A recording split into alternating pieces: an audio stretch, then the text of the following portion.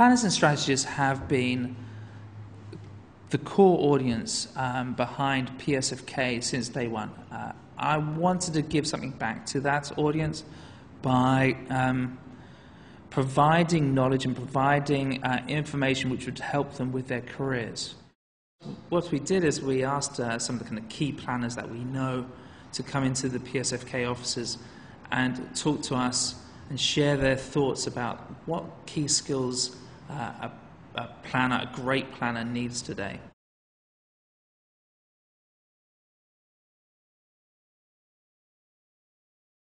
One of the things that a really good planner is going to excel at is understanding where their client's coming from, right? Because they have their own hopes and fears, and they're trying to reconcile that with whatever they need to put out there in the market to achieve what they want to achieve. And so if you can understand where they're coming from, and then you know how better to talk to them and how to sell the idea that is right for them. I think if anything, the skills that planners today should have aren't modern. I think the skills, the word postmodern kind of gets knocked around a lot, but we're in a particular moment where the height of technology makes us that much more human, where technology, instead of making us more digital, makes us more analog. And so then the skills of the planner in that sense aren't just a capacity for understanding that digital landscape, but draws us back to being focused on people again. Mass media made us look at the masses. Digital technology makes us look at people as individuals. And so, we talk about empathy as a skill for a planner, but it's true empathy. It's not just, oh, I understand people who look like this archetype, but rather understanding how to craft ideas or draw people towards ideas that acknowledge humans as humans, not just as sort of large target markets, exemplified by a bullseye. Very often, when I talk to planners and I ask them what got them into planning, they'll say, I want to understand what makes people tick. And so this curiosity about human nature, I think, is another road sign, if you will, of what makes a good planner. They want to understand how people think, how people behave, and it's urgent, actually, especially in today's marketplace where we're looking to connect to consumers and engage with consumers at various different points. And so if you understand consumer behavior, people behavior, if you are cognizant of the human condition, how people live, how they think, the impact of culture, the impact of emotions, then you're better able to develop a message or an experience that will tap into, which will evoke a positive connection from people. In order to understand people whose experiences are vastly different to our own, although we can never know what it's like to have had some of these experiences, it's crucial that we get out there, talk to them, and try and empathize so that we can see through their eyes, take a walk in their shoes, and very much understand their kind of hopes, dreams, fears, interests.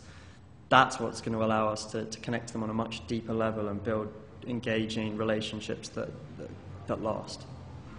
There's lots of times when we're working on projects that we're talking to people who are very different from us and have very different interests and passions than us. And we can't be condescending about that. Even if my target apparently is a very different person than me, I have to be able to inhabit their mental space, not just in a way that lets me understand it, but in a way that lets me like it. And it's kind of almost a Buddhist thing, I guess, a Zen thing. It's like recognizing there's value in everything that everyone does and really appreciating what we do as a way of helping people enjoy their lives more and not just focusing on narrow commercial transactions. I think that actually everything that we should be focused on is how we influence behaviour, not only corporate behaviour, but also consumer people behaviour.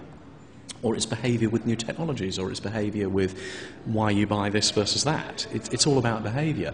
And I think it's not what you say, it's what you do that matters. There are some skills that can be taught, right? There's Psych 101 stuff that's just interesting, how people respond to different stimuli. Like the idea of like silly things like mirror neurons, right? So if you're selling an amusement park and you know that people will experience what you show them in their minds, then you show them things that are exciting and amazing and thrilling, right? And they'll feel that thrill vicariously, literally feel it. The things in their brain will connect and they'll feel what they see happening.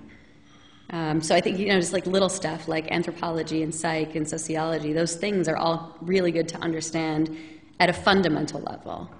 For a planner to be a great planner, you have to read between the lines of the things that consumers say when you talk to them. You have to understand the motivations and the reasons why they are saying those things, rather than just react to the specific things that they're saying. I think it's quite difficult sometimes as a planner, because part of our job is to be slightly cynical. Like you have to be the bullshit detector with both the stuff clients telling you, the stuff people, also known as consumers, are telling you, and the stuff your creative department sometimes are telling you. So you have to be the bullshit detector, but you also have to kind of be quite warm and human and be able to discuss, differences in opinion in an easygoing and empathetic way. I think a core skill is to be a bit of a chameleon. Like you need to be able to see a problem through a client's eyes, through a creative's eyes, and also through potential consumers' eyes, and make all three marry.